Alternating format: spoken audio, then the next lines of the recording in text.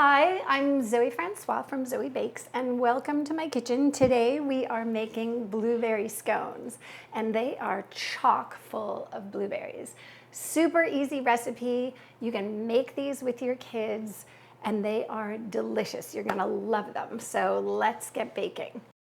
This is a super easy, super fast scone recipe. It's so simple that kids can make it. And in fact, our youngest son, Charlie, when he was 11 or 12, he's now 24, started a scone, what? I was just trying to remember if he was Do the 20. math. Yeah. He is 24. Yeah, he's 24. Yeah.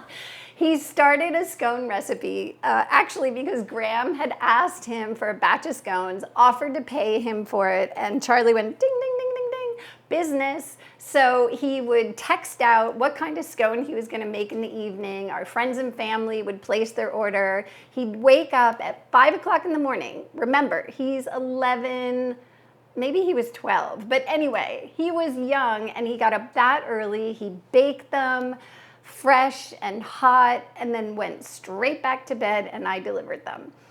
It was remarkable to watch. It was so much fun. He did this over the course of the summer, but this recipe he did all by himself. It's really just that easy. So let me show you how to put it together. I'm starting out, first of all, I'm making a half batch because it's just Graham and I, so we don't need a huge batch of scones, and this batch actually makes quite a lot, so you can absolutely get away with a half batch if it's just the two of you. So I'm starting out with a bowl of the all-purpose flour, and I'm going to add to it cornmeal. All I had on hand was the white cornmeal, so you can't really see a big difference. You can absolutely use like a traditional yellow cornmeal, finely ground. You don't want like a super coarse cornmeal in this, otherwise it's gonna be a little too gritty. I love the texture of the cornmeal, but as long as it's finely ground. Into the bowl. Just a little bit of sugar.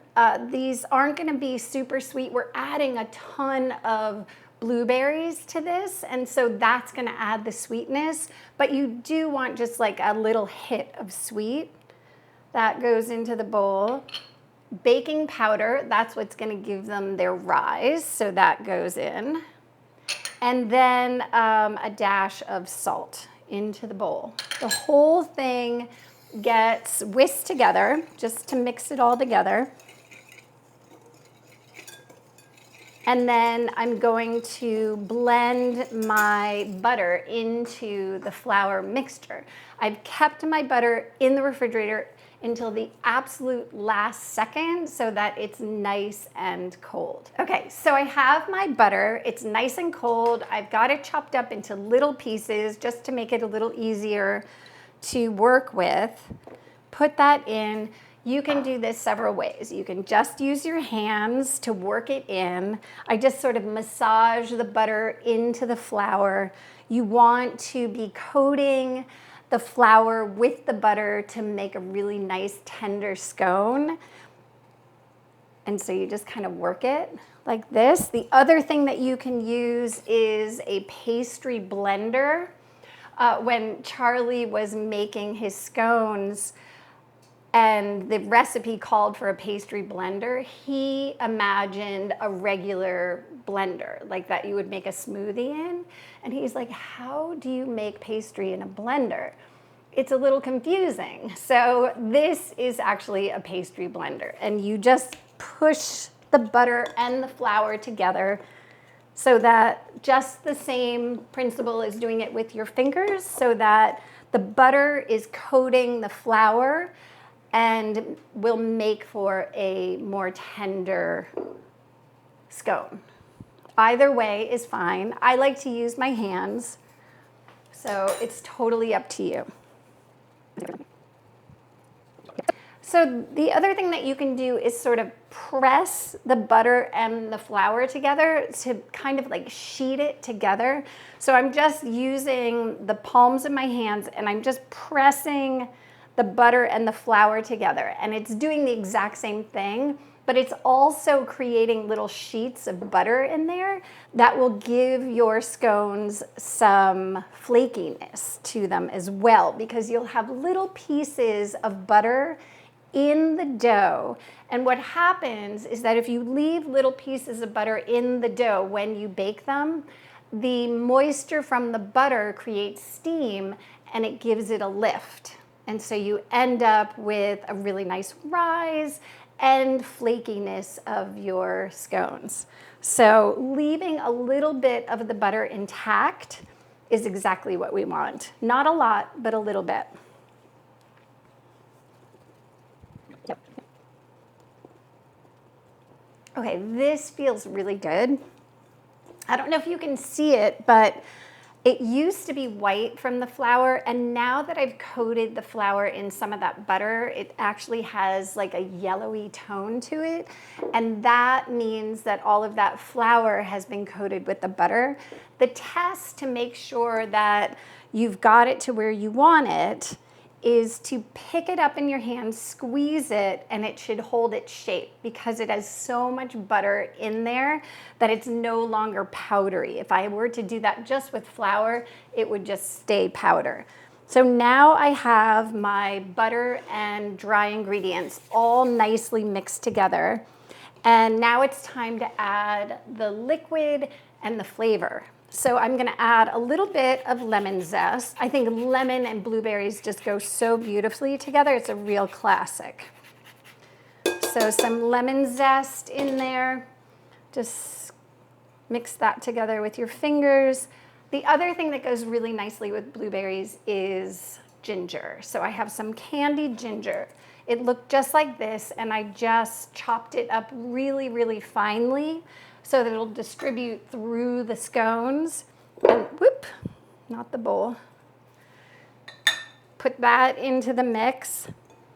And then for my liquid, I have here, this is actually buttermilk. The recipe calls for half and half. You can use half and half or buttermilk or even cream. I'm gonna blend together my egg and liquid. Just stir it with a fork to combine.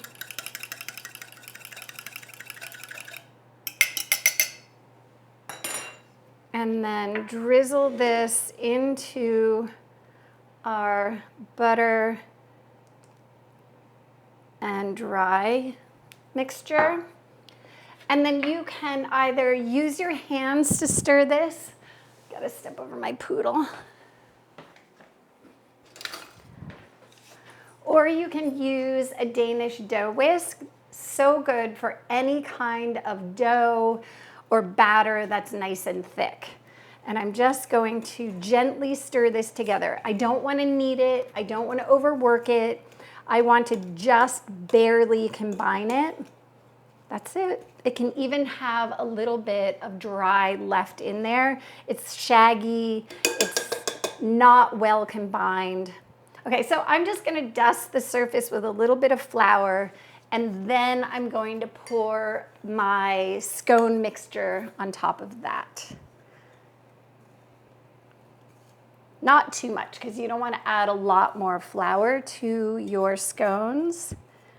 If you're using fresh blueberries, after you've worked in the butter, you can add the fresh blueberries. If you're using frozen like I am, you want to keep them in the freezer until the absolute last second so that they don't start to melt and get all juicy. So I'm gonna grab my frozen blueberries and I'm gonna add them to the mix right now. I have my frozen blueberries. I've left them in the freezer until the absolute last second because I don't want them to start to produce all kinds of juice, because that juice will make a mess of my scone dough and make it gray.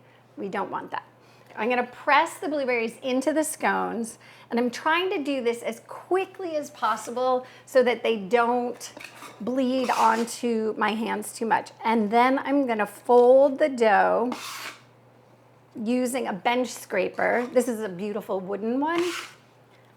You can use the metal kind as well. And then add more blueberries. I'm trying to squeeze as much blueberry into this as possible. If they run away, it's okay. We'll gather them together. Just keep pressing and very gently folding the dough over itself. And every time I fold it, I'm going to add a few more blueberries. Try to get them all in the recipe. And if it sticks to the thing, it's okay. It's okay. It's going to be sticky. That's all. Don't be tempted to add a bunch more flour because we don't want our scones to get dry.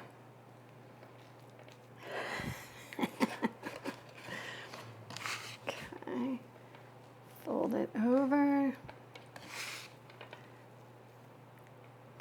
Okay, that looks pretty good. But look, it's like chock full of blueberries. And I'm not going to over mix this because, again, I don't want the juice to get all crazy on the dough. I don't see how it's going to turn a little bit gray if it gets mixed into the dough. So don't over mix. So before I add this last little bit of berries, I am going to transfer my dough to my baking sheet. I have a baking sheet lined with a silicone mat.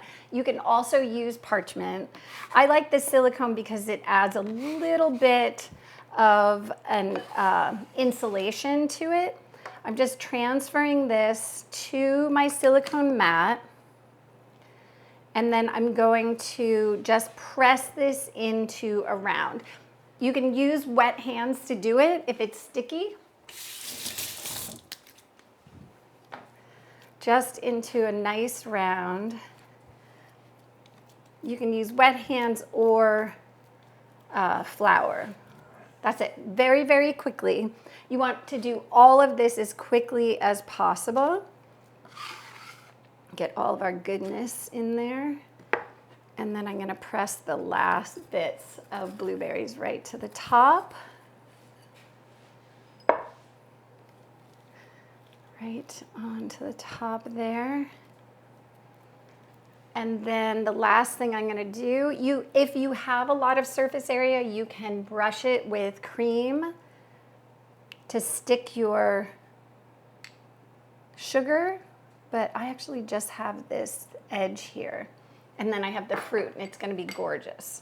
And then a little bit of raw sugar on top.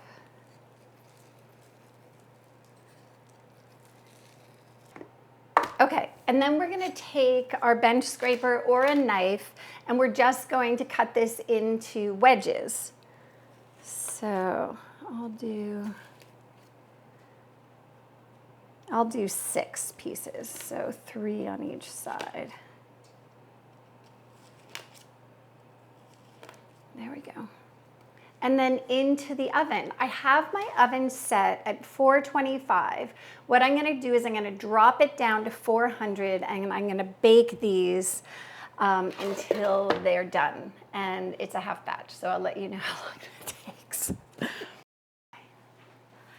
Look at this. They look amazing. They're like chock full of blueberries.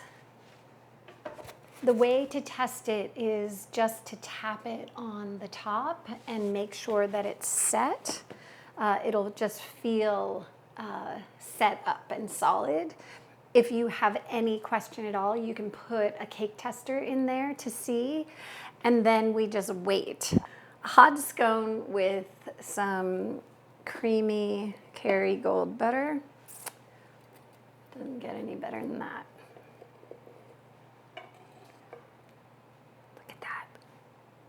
Fresh straight out of the oven, piping hot. Okay,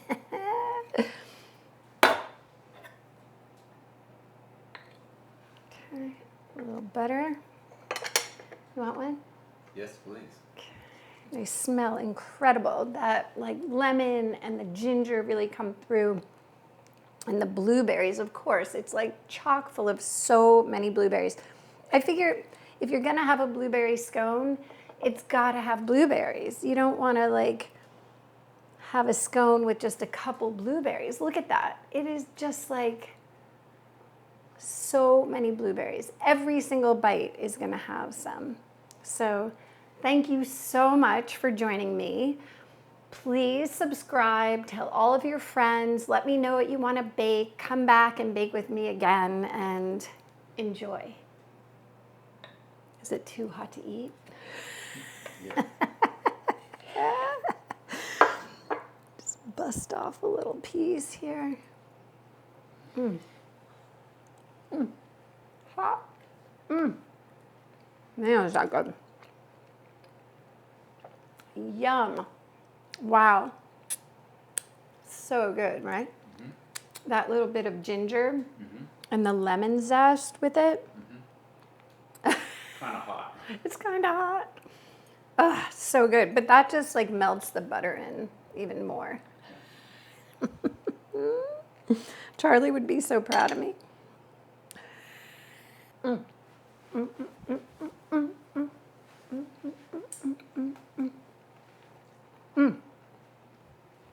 That is so yummy.